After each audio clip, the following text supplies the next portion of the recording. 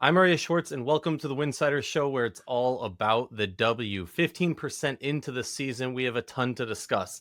Early season struggles in Phoenix, Vegas looking mid-season form, Portland Fire Pit, I mean, come on, and the Sparks chase glory. Like I said, we got lots to discuss, so let's cut to basketball.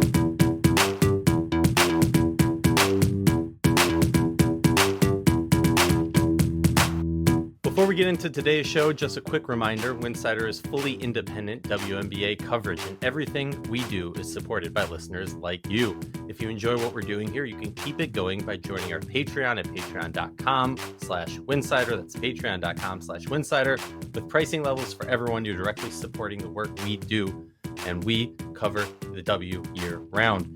We also have a full team producing great written coverage over at winsidr.com, plus more content than ever across TikTok, Instagram, Blue Sky, Twitter, and YouTube. And if you're in the market for WNBA gear, check the affiliate links in the show notes and on winsidr.com. You get to rep the league, and Winsidr gets a little support along the way.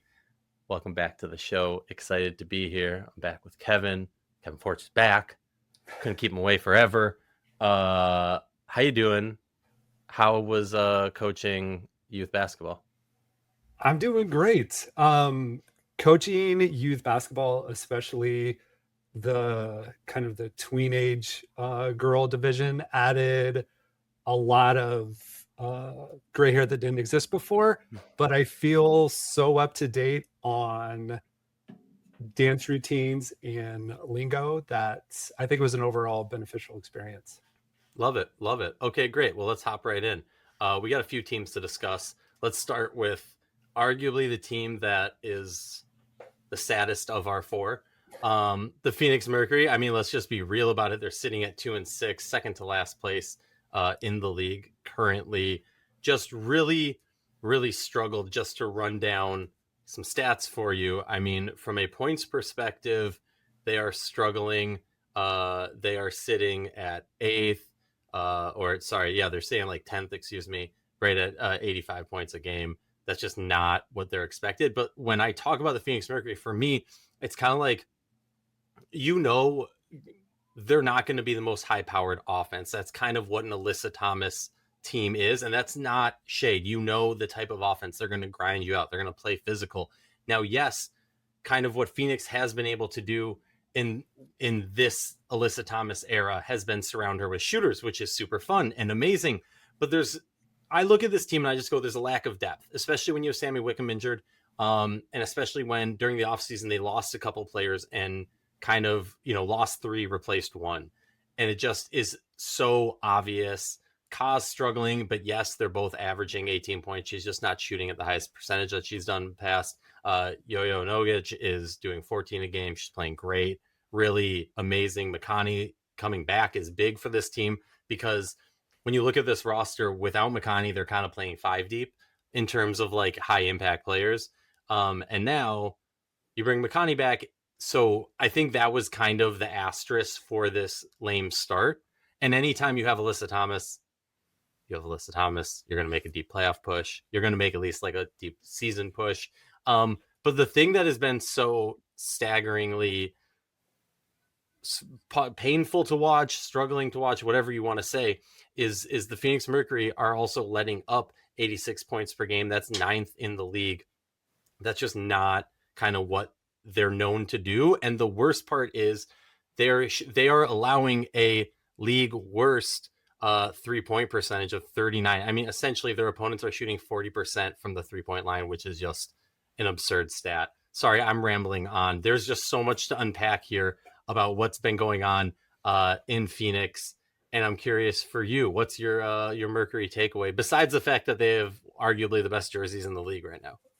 Okay, for starters, if we want to start at the good, those retro jerseys were fantastic.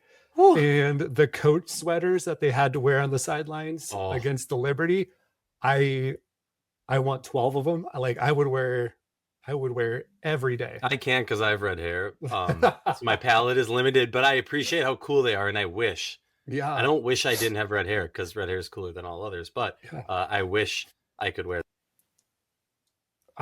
What I want to start with, though, is if we work backwards, is to what you brought up on the defense. And I don't know from like any level of basketball. When I was watching Maureen Johannes from the Liberty shoot threes against them and hit three after three from the same spot on the court or the same two spots on the court, and just there wasn't a second defender. Wasn't someone there to like run her off her line or make Maureen uncomfortable until like maybe the part of the third quarter, even in the midst of like the 23-0 run that the Liberty went on, to like really disrupt that. And then New York found other ways to score, and it was kind of all over the Liberty. There just doesn't seem to be the adjustments on the defense, which is like really concerning. And you could say it's like a McConney, like first game back, maybe still getting into the ropes of like live game, but there just doesn't seem to be a lot on the perimeter defensive wise. And maybe it's because the change in the enforcement on fouls, and DeWanna Bonner seems to rack up a lot more fouls than she did before, which I worry about her and how she's reacting. Like, I feel like she's going to hurt herself maybe on one of those reactions at some point. But I think that like something needs to happen along those lines too. And then we could talk about the offense later on, because I think there's definitely issues there too. Oh, there's offensive issues too. I mean, look, to me, it boils down to this is a team that you could make an argument had an expectation or a thought of themselves, a thought of, excuse me, oh, we can lose this player and that player. I mean, I don't know about you. Excuse me. I saw the Satu comments of recent about, was she surprised to not be re-signed or cord? And to me, it became pretty obvious based on that like she was aware what was going down and she didn't necessarily want to go back. She wanted to explore options because she understood the direction of the team. And it seems like this team didn't make the necessary adjustments. I don't want to say they lucked out last year. They hit another home run with an overseas player, but if you're really betting on the fact that you're going to hit like 3 home runs to replace 3 impact players on your roster, whether they were role player impact players or superstar impact players, that was the struggle that was going on. And they did not find replacements for what they lost. And now it is just an incomplete ship. Now that's offensively, that's defensively. I think the defense is a little bit more staggering. Offensively, like, I'm not upset if they are a middle of the pack offense in terms of scoring. Some games Ka's going to go off. Some games, Sammy's going to go off when she's back. McConney will go off. Yo-Yo's going to go off. They have elements, but again, they don't have the depth to do it. And so I start to wonder, okay, are we just, it's AT. So at the end of the day, also, it's like we're so early in the season. Are we overreacting? Will they find some? Obviously, this defense is going to get better, but they do lack they just lack things. They lack, front court depth. They lack as much 3-point shooting as they've had in the past around AT. And it kind of seems like they're almost reverting back to maybe Connecticut Suns team. I don't know, but with facilities and a crazy fan. I don't know. That's exactly what I was thinking watching that Liberty game, especially. It's like, this feels like when Connecticut would kind of peter out in a playoff run. It just like shots weren't falling down. You were relying too much on Alyssa Thomas to do Alyssa Thomas things for everybody. And then there wasn't the positional flexibility to guard John Quell or a Stewie or someone like that. Now, I think I love Natasha Mack as a player. Like, I think for what she does, I think she is a good rebounder. I think when she does these screens with Ka or someone else at top, and she plays a little bit of that fullback role where she tries to like back in a little bit and create a driving lane for someone, like that's really good offense. But she struggled to guard John Quell. She's like, if she ever ended up on Stewie, like that was a struggle. And then Linskins is the same way. And that seems like your bigs that you have for defending. Whereas when you had Satu, you had a bigger player who had some of the speed, some of the agility to guard.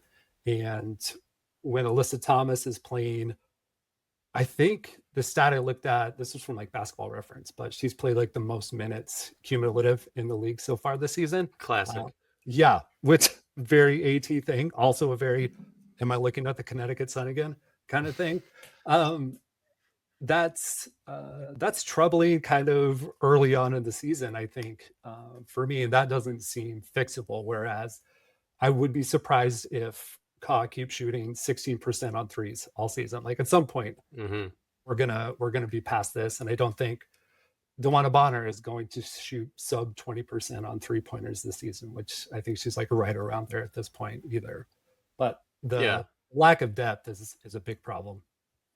Well, the lack of depth, again, Connecticut's something. And it's just, you start to struggle. Look, I appreciate Coach, kind of putting that loss on his shoulders, saying, my fault. I failed the team, not calling a timeout during that streak. I appreciate that.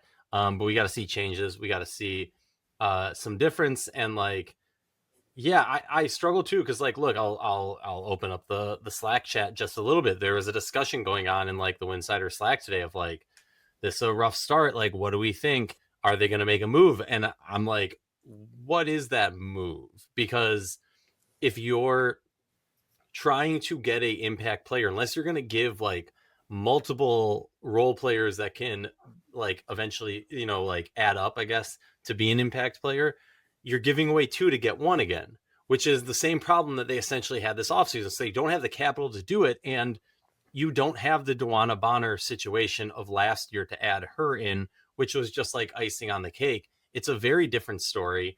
I'm very curious about the adjustments we see from the Mercury moving forward.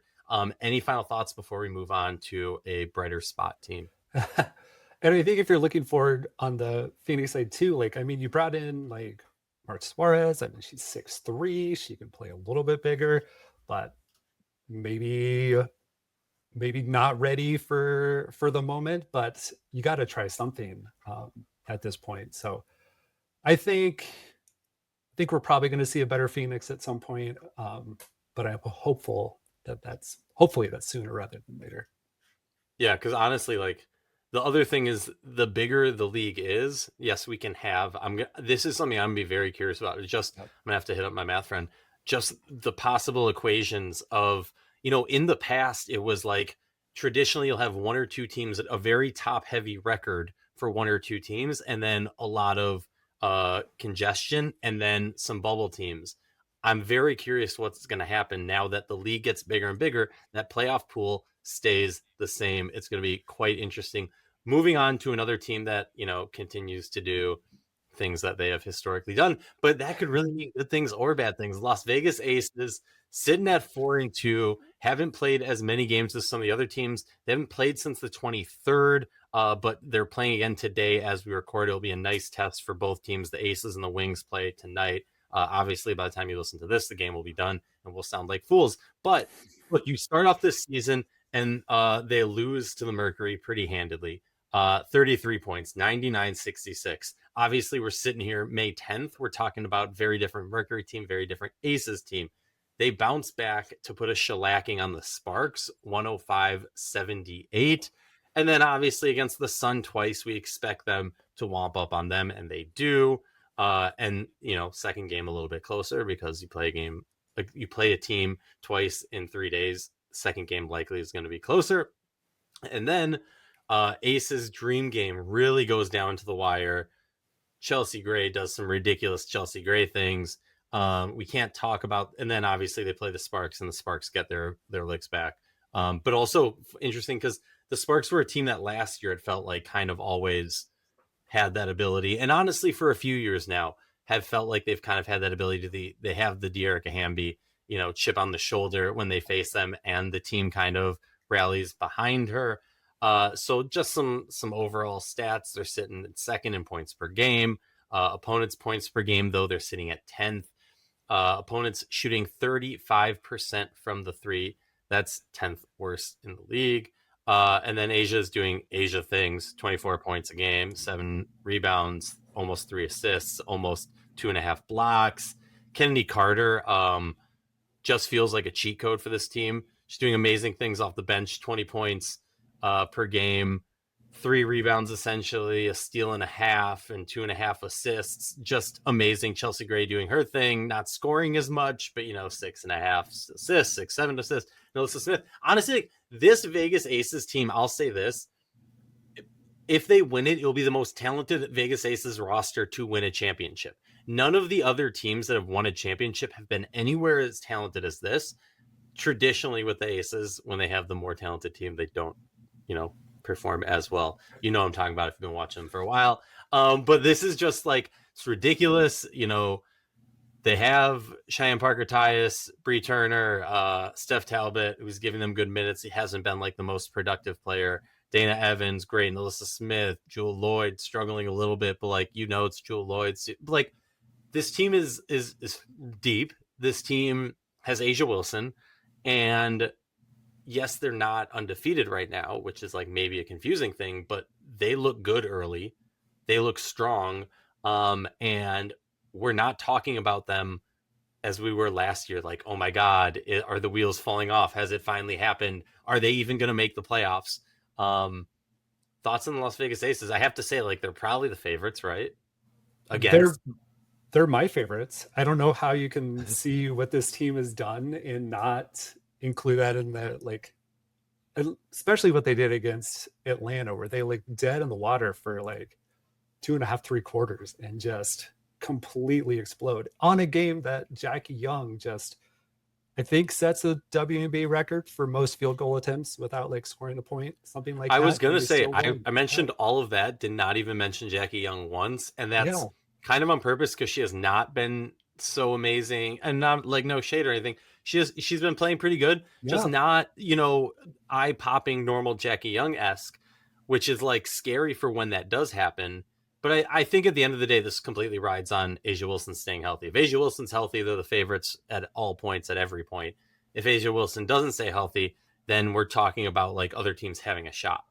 And that part of it is where I think this depth conversation happens, because what I've noticed watching, especially their games against Connecticut, a little bit against Los Angeles, is that when you have minutes where you have Asia and Cheyenne Parker or Alyssa Smith on the floor, like, Asia's on the perimeter a lot more. Like, she can shoot a 3, but she's very happy to throw it into Alyssa, who, like, Alyssa is playing just hair on fire underneath the basket, like really active on rebounds, really active, just putting a body on somebody and muscling for a basket, which is really cool to see.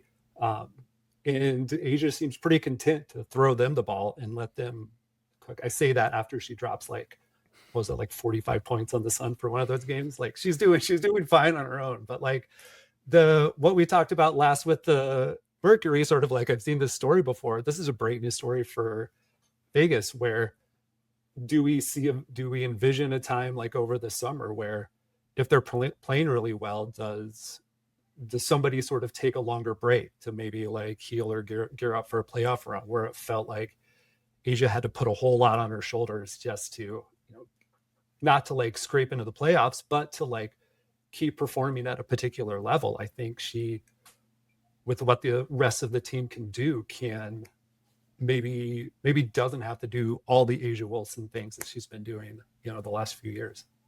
Yeah, I mean, you look at Aces, and I'll bring up the Liberty, and not to toss in a little Liberty hate or anything, but no, like, when we look at the quote unquote super teams, right, they are a super team in part because you can lose a play, and like, that's why I do not adhere to what I find to be a ridiculous argument or logic theory, whatever, that like, oh, well, New York's missing Sabrina, or this super team is missing this one player. That's why it's a super team. It's not a super team because, it's when good teams start missing a star, that is the end of it. And other players step up, but they can't, because it's just not possible. Other players can't. When you have a super team of like 4 all-stars, 3 MVPs, this, and that, the scoring champ, the blah, blah, blah, the unicorn, the New York Liberty, I don't know when you have all of those things and you're like missing 1 or 2, you expect those other superstars. Your superstars are the players like Asia Wilson when Chelsea Gray's struggling, when Jackie Young's struggling, or when they're playing good, but everybody else is struggling, when Jewel Lloyd's struggling, or when all of your depth is struggling. Asia's been the one to put a team on her back. And that's what superstars do, is they kind of, take a bigger piece of the pie because somebody has to. And you see that not happening in other places, but now, Asia can take a smaller piece of the pie right now, can be less, damaging to her body for the long term of this season. And, this is a team where in the past you had to question whether or not at certain points of the season you could rest Asia Wilson in a key moment. Not a key moment like 10 seconds left, put your best players in, but in a key moment like in the third quarter, those moments build up where you're, piling on 5 extra minutes here, which will really compile towards later in the season and really be on her legs or on her shoulders later on. I think as much as everyone's talking about the Minnesota Lynx, and I got to give a shout out there because as of right now, they are sitting number 1 in the standings. That is ridiculous. Their 2 best players have not played yet. And Cheryl Reeve and Olivia Miles have somehow made Natasha Howard look like an MVP candidate. And it is ridiculous. Any final thoughts on the Aces before we move on to a red hot team? Just that game against the Dream and that game against the Sparks felt so much like playoff games to me. Like, I look so forward to what the rest of the season looks like, because those were such intense games.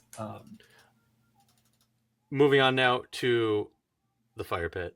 I mean, the Portland Fire, they're sitting at 5-3.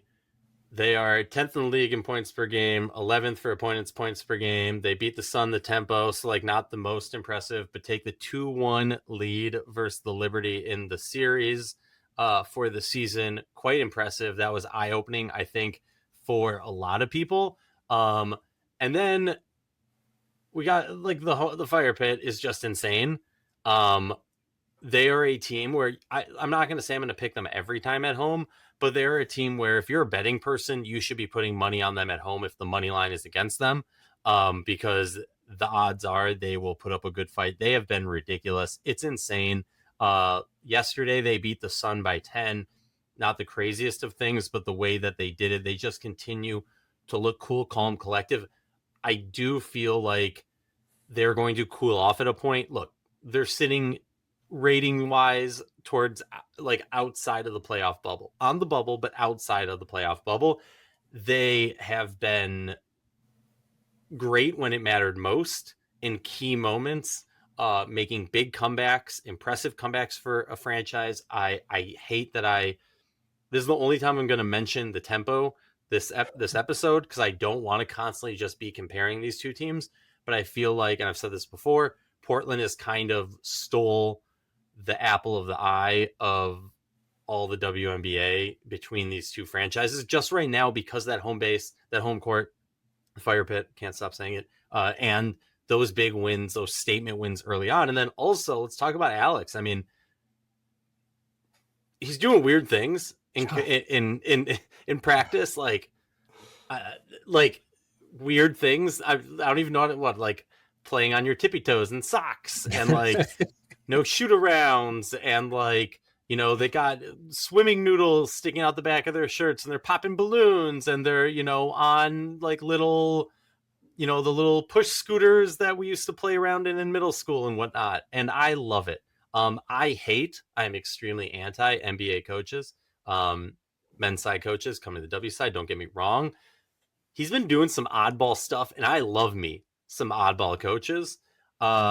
And then obviously Baby Bird has been doing ridiculous. 15.6 points. Carla Late, 42 assists, great play.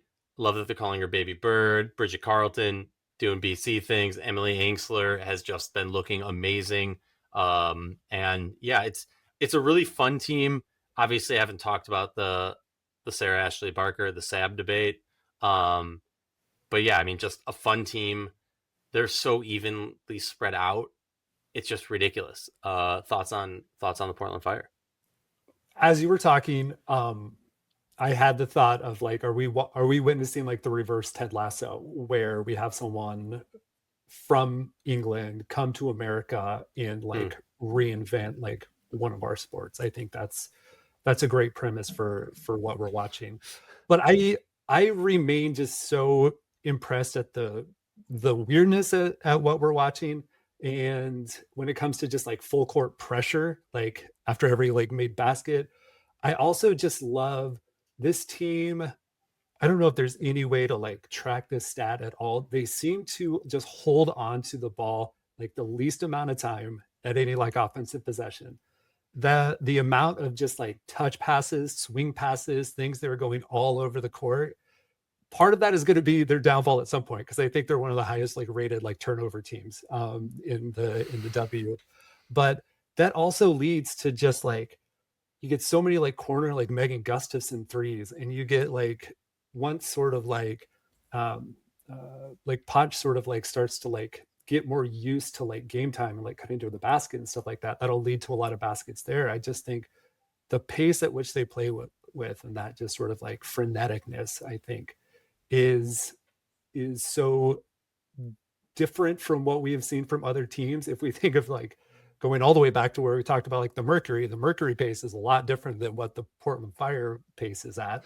A lot of that has to do with age and like coaching and everything like that. But there's such a vast difference in styles that makes it fun to watch from a fan perspective, but also like what is it like to prep for a team like Portland when you haven't played against a full court press on a regular basis since probably like college or something like that. Like I think I think what they do and the weirdness they bring is one of their biggest strengths. And it frees up so much. Just thinks about like look at Sarah Ashley Barker, the way she played last year. Not that she played super tight, but what we see now with her just going after loose balls, the way that she is just like ripping the ball from folks playing full court defense or just like even playing underneath. She had something against the Sun last night where she stole the ball, scrapped the ball off the court, and just like came up after getting hit in the face with just this huge grin on her face. Like the people who are playing in Portland are enjoying what they're doing, and they have like great fans behind them. So it's great. It's insane. And yeah, like, look, we can't ignore, like, I was not a fan of waiving Shug Sutton. Yep. She was a player, like, the other ones, honestly, I'm not concerned about. Shug was the one that's like, okay, why are you doing that? That doesn't make sense. But here's the thing. You've earned, so far at least, my benefit of the doubt. When you have this success, I'll question it. I'll say, hey, I don't like that move. But at the same time, I don't know the behind the curtain workings. And so far, the behind the curtain workings are workings. So can't be hating on that. Moving on to the LA Sparks. I mean, Plum been going off, but she's banged up, leading the league in points per game. Speaking of leading the league in points per game, the LA Sparks are up there, just 0.2 points behind Las Vegas for second place and 2.2 points behind Indiana Fever. So they're up there, obviously. Defensive wise, not as good, closer towards the bottom of the pack. Maybe that's because they are the bottom of the pack, sitting at 15th, letting up 96 points. So obviously, you're running and gunning. You're hoping you can outscore them. They are committed to this all-in win now mentality. And what do I mean by that? I mean, they got Cameron Brink and Rakia, then quickly make moves to move on from Rakia, but also to make moves to move on to what would have been the number 2 pick, which was Dom Malunga, to get Kelsey Plum. They bring in Ariel Atkins.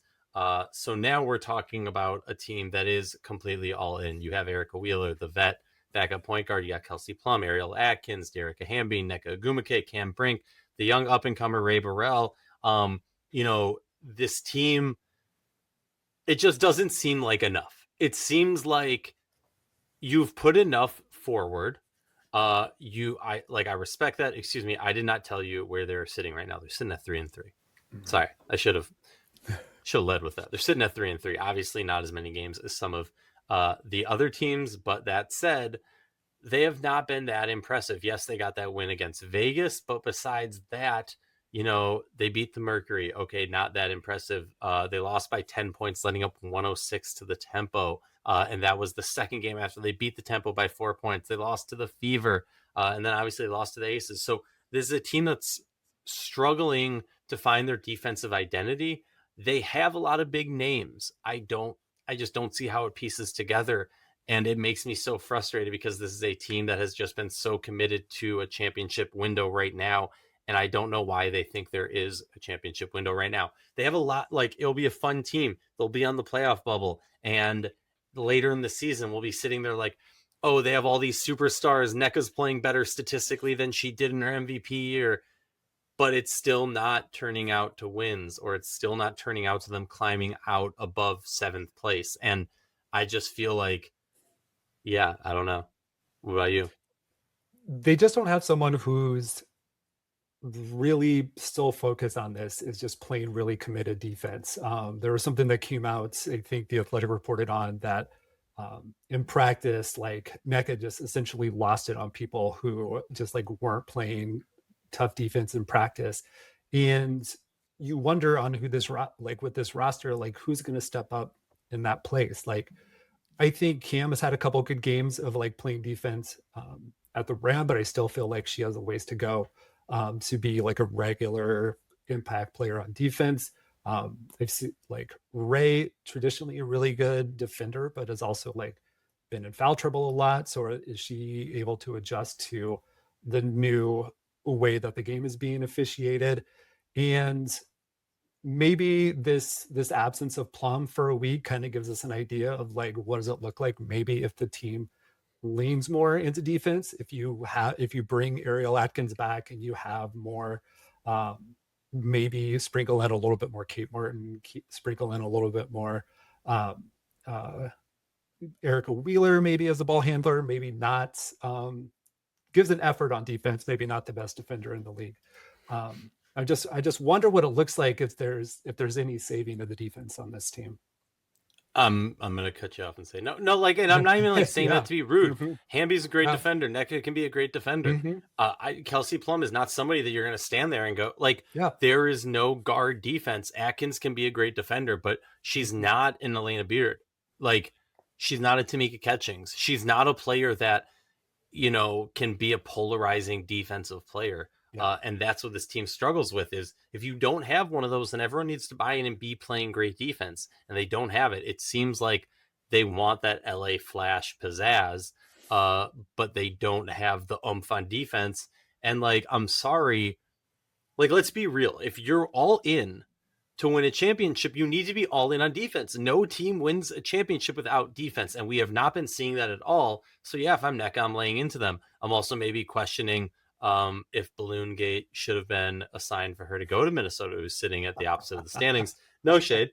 I'm just, throwing questions out there. Mm-hmm. I'm asking the questions. No, I just think it's, this team, we're going to have a lot to talk about as the season goes on, but also we can't ignore looking back to the moves that they made to put them in this position to have this roster. This was a planned and executed move by this front office to get this roster together because they felt like it was a championship contender, and they felt like it was such a good opportunity for a championship contender that they were going to pass on opportunities to have top rated assets, from recent drafts that have been really, really good. I know we're running long. I got to go. I know you got to go. To close out this episode, I just want to say thank you for listening and supporting independent WNBA coverage. Winsidr has been doing this a while. Kevin knows because Kevin was gone. Now he's back. And it only works because of a community like you. Excited to have you back, buddy. And subscribe, listen, and hit up our Patreon. Peace.